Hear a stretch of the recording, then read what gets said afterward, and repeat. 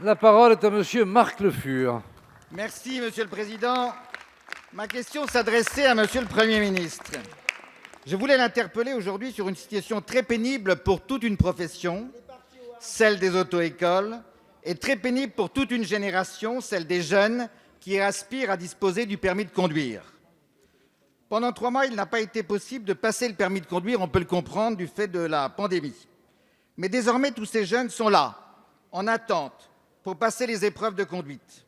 Or, d'après ce qui me remonte, les auto-écoles ne disposent que de la moitié, voire du tiers des places qui sont habituellement allouées. Cela veut dire qu'on ne peut pas répondre à l'ensemble des demandes. La liste d'attente s'allonge. Ça veut dire qu'un jeune qui tape à la porte aujourd'hui ne se voit même pas proposer de date, pas plus qu'un jeune qui a échoué aux épreuves la première fois. Il convenait d'être très réactif. Vous ne l'avez pas été, mesdames et messieurs les membres du gouvernement. Dès le début avril, on pouvait anticiper sur cette difficulté. Or, à ma connaissance, au niveau national à ce jour, rien n'a été fait en termes d'heures supplémentaires, en termes de renforts, en termes de transfert de collaborateurs aujourd'hui affectés à des tâches de bureau qui pourraient venir accompagner les personnes qui font passer le permis de conduire.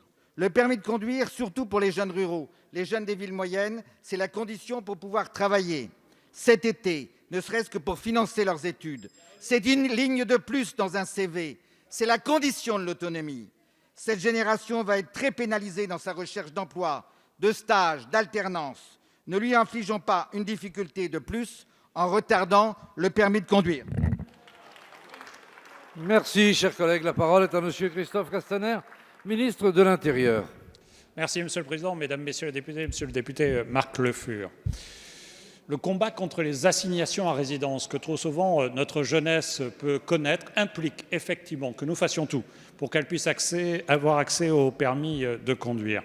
Parce que nous savons combien cela est indispensable. Et la situation que vous décrivez est réelle, monsieur le député. Nous connaissons de vraies difficultés, c'est injuste. Injuste pour les jeunes, évidemment. Injuste aussi pour les organisations professionnelles et les professionnels eux-mêmes, parce qu'ils ont travaillé en amont pour préparer la sortie du confinement, pour faire face à l'épidémie et faire en sorte qu'ils puissent accompagner le plus grand nombre possible d'élèves qui doivent passer le permis de conduire. Et vous l'avez dit, de nombreux examens ont dû être décalés, ce qui fait que nous connaissons une situation de tension particulière. Sur ces sujets, nous avons pris, et je prends, un certain nombre de décisions et d'engagements devant vous, tant je sais l'importance du permis de conduire. La première, je souhaite vous dire que nous avons souhaité mobiliser tous les inspecteurs et que je souhaite aussi rappeler les inspecteurs qui étaient encore en activité il y a moins de 2 ans pour renforcer les effectifs pour l'examen. De la même façon, une enveloppe de 20 000 examens supplémentaires est en cours de programmation pour juin, juillet, août, pour faire en sorte que nous puissions, là encore, renforcer les capacités d'offrir l'accès au permis de conduire.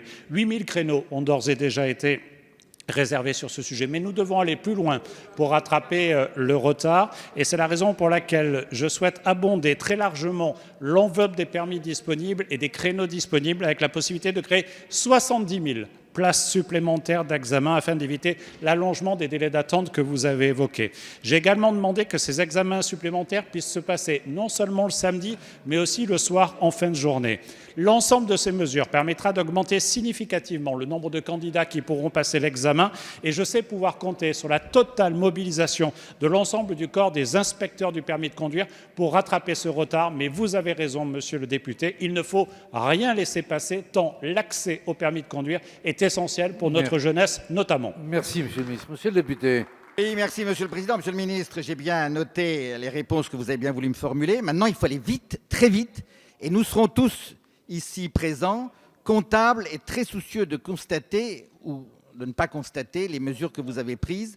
Nous serons très exigeants parce que notre jeunesse a droit à cela. On n'a pas le droit d'abandonner toute une génération comme on est en train de le faire actuellement. Merci.